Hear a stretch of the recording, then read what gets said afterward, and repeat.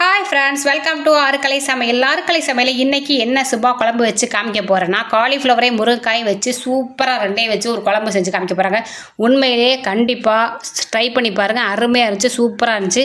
வாங்க இப்போ வீடியோக்குள்ளே போகலாம். அதுக்கு கேஸ் ஆன் பண்ணிக்கிட்டு ஒரு வாணலி வச்சு ஆயில் ஊற்றி சோம்பு, சீரகம், மிளகு, ஒரு பெரிய வெங்காயத்தை நறுக்கி சேர்த்துக்கோங்க. தக்காளி ஒரு பெரிய தக்காளியை பார்த்து நறுக்கி அதில் சேர்த்துக்கணும், நல்லா நறுக்கி சேர்த்துக்கோங்க. சேர்த்துட்டு இஞ்சி பூண்டு 4 முந்திரி பருப்பு சேர்க்குறது எதுக்குன்னா அந்த கிரேவி வரத்துக்கு. இஞ்சி பூண்டு முந்திரி பருப்பு லாஸ்ட்டாக 4 கிராம்பு போட்டுக்கோங்க. கிராம்பை போட்டுட்டு நல்லா வதக்குன்னு வதக்கி எடுத்துக்கோங்க. நல்லா எண்ணெயில் நல்லா வதக்கட்டும். அடுப்பை சிம்லேயே வச்சுட்டு நல்லா வதக்கி எடுத்துகிட்டு வந்துடுங்க. வதக்குறதா மெயின். நல்லா குலைவாக வதக்கிட்டோன்னா நல்லா ஆறிடும். இந்த முந்திரி பருப்பு போடுறதுனால அருமையாக அப்படியே கிரேவி சூப்பராக இருந்துச்சுங்க. லாஸ்ட்டாக முடிக்க போகிறப்ப ஒரே ஒரு கைப்பிடி இல்லாட்டி 2 பத்தை தேங்காய் பூவாக இருந்தாலும் சரி, இப்போ சில்லாக போட்டாலும் சரி, கொஞ்சமாக லாஸ்ட்டில் சேர்த்துங்க. இதுவும் இந்த கிரேவியை கொடுக்கறதுக்கு கொஞ்சம் ஹெல்ப்ஃபுல்லாக இருக்கும். ஓகேவா? இப்போ எல்லாத்தையும் வதக்கியாச்சு. நல்லா வதக்கி ஆற வச்சிடலாம். ஆற வச்சுட்டு பார்க்கலாம். ஓகேவா? நல்லா ஆறட்டும். அடுப்பு ஆஃப் பண்ணி வச்சுருங்க. நல்லா ஆறிக்கிட்டு இருக்கட்டும். நான் இந்த பெரிய வீடியோலாம் போடுறதுலாம் கொஞ்சம் பாருங்கள், சப்போர்ட் பண்ணுங்கள். ஓகேவா? மிக்ஸி ஜாரில் சேர்த்தாச்சு. நல்லா ஆறிச்சு. மிக்ஸி ஜாரில் சேர்த்தாச்சு. தேவையான தண்ணி மட்டும் ஊற்றி நல்ல மைய அரைச்சி எடுத்துகிட்டு வந்துடுங்க. கொஞ்சமாக தண்ணி சேர்த்து அரைக்கலாம், ஒன்றும் தப்பே இல்லை. அப்போ தான் அரைக்கும். அரைச்சி எடுத்துகிட்டு வந்து வச்சுருங்க. இப்போ கிரேவிக்கான இது ரெடி ஆயிடுச்சு. இதுக்கு இடையில என்ன பண்ணுறீங்கன்னா, காலிஃப்ளவர் வாங்கிட்டு வந்து அது சின்னதாக பிச்சு சுடுதண்ணியில் போட்டு ரெடி பண்ணி வச்சுக்கோங்க. சுடுதண்ணியில் போடாமல் கண்டிப்பாக காலிஃப்ளவர் செய்யவே கூடாது. அதில் குட்டி பூச்சியெல்லாம் இருக்கும். ஓகேவா? க்ளீன் பண்ணி வச்சுக்கோங்க. முருங்கைக்காய் நறுக்கி வச்சுக்கோங்க. இப்போ ஒரு பவுல் எடுத்து வச்சுக்கோங்க. நல்லா ஒரு பெரிய ஸ்பூனில் 1 ஸ்பூனு தயிர், மஞ்சத்தூள், மிளகாத்தூள், மல்லித்தூள், கரம் மசாலா தூள் எல்லா தூளையும் இதில் சேருங்க. கொஞ்சமாக தண்ணி ஊற்றி ஒரு தண்ணியாகவும் இல்லாமல் திக்காகவும் இல்லாமல் ஒரு கிரேவி பதத்துக்கு ரெடி பண்ணிக்கங்க. கொஞ்சமாக கொஞ்சமாக ஊற்றி பார்த்துட்டு தண்ணியை சேர்த்துக்கோங்க. ஓகேவா? இதை ரெடி பண்ணி வச்சுக்கோங்க. இப்போ நம்ம எப்படி டிஃப்ரெண்ட்டாக செய்கிறோன்னு மட்டும் பாருங்கள். ஓகேவா? தண்ணி ஊற்றி ஒரு கிரேவி மாதிரி ரெடி பண்ணி வச்சுக்கோங்க. அடுத்த ஸ்டெப்பு இது. வதக்கி அரைச்சி எடுத்து வச்சாச்சு. இப்போ அடுத்து இவங்களை ரெடி பண்ணி வச்சுட்டு தான் நம்ம அடுப்படி பக்கத்து போகணும். ஏற்கனவே சுடுதண்ணியில் காலிஃப்ளவர் ஊறி எடுத்து வச்சுருக்கோம். முருங்கைக்காய் நறுக்கி வச்சுருக்கோம்.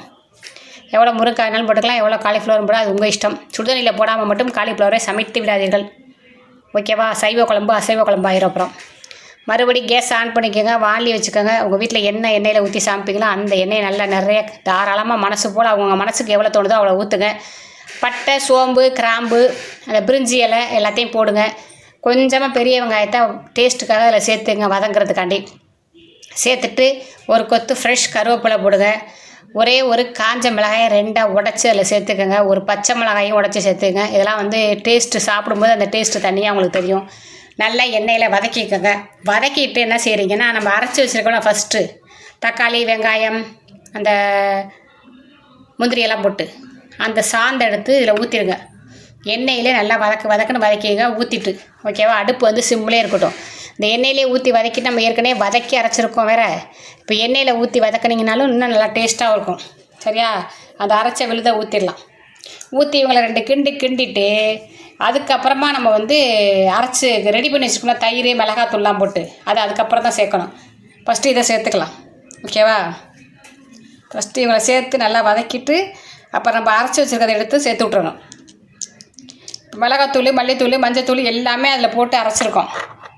கிரேவிக்கும் ரெடி பண்ணியாச்சு. தக்காளி வெங்காயம் அதில் போட்டு அரைச்சாச்சு. குழம்புக்கு தேவையான உப்பையும் சேர்த்துக்கிட்டோம். நல்லா வதக்கி விட்ருங்க. வதக்கி விட்டு மிக்ஸி ஜாரில் இருக்கிறதையும் சேர்த்துட்டு அதுக்கப்புறம் அவங்களையும் நல்லா வதக்கிக்கலாம். ஓகேவா? சில வீடியோக்கெலாம் நல்லா சப்போர்ட் பண்ணுறீங்க, நல்லா என்கரேஜ் பண்ணுறீங்க, சூப்பராக பண்ணுறீங்க, போடுங்கக்கா, இது மாதிரி தான் நல்ல வீடியோலாம் போடுங்கன்னு சொல்கிறீங்க. சில வீடியோலாம் பார்க்க மாட்டேறீங்க.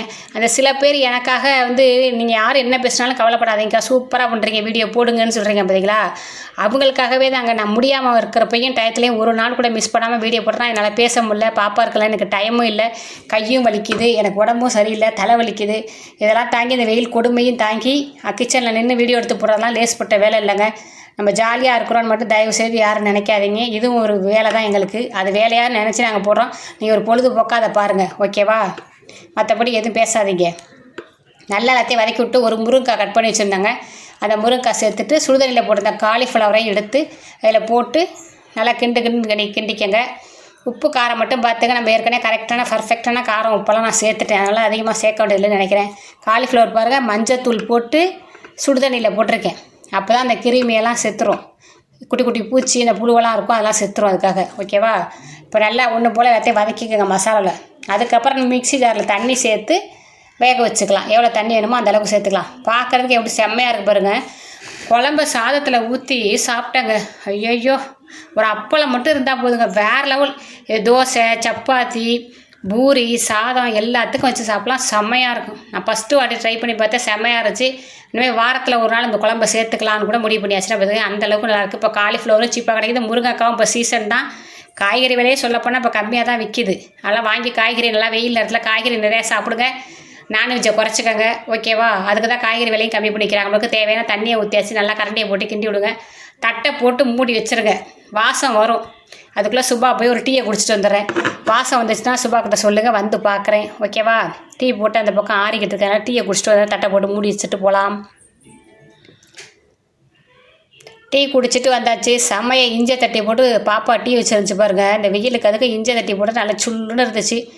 ஜூஸாக தான் குடிக்கணும், இருந்தாலும் சுபாக்கு தலைவலி வரனால டீ குடித்தே தான் ஆகணும். அது தவிர்க்க முடியாத மாதிரி ஆயிடுச்சு. அதனால் டீயை குடித்தாச்சு. குழம்பு வாசனை அங்கே வரைக்கும் வந்துருச்சுங்க, ரூம்பு வரைக்கும். வேறு லெவல். லாஸ்ட்டாக கொத்தமல்லி தழை, கருவேப்பிலை எது இருந்தாலும் தூவி இறக்கிக்கங்க. சாதத்தை சுட சுட போட்டு இந்த குழம்பை எடுத்து ஊற்றி மட்டும் நீங்கள் காலிஃப்ளவரையும் முருங்கைக்காயும் சாப்பிட்டு பார்த்துட்டு சொல்லுங்கள். வேறு லெவலாக இருக்கும். ஓகே பாய், நன்றி.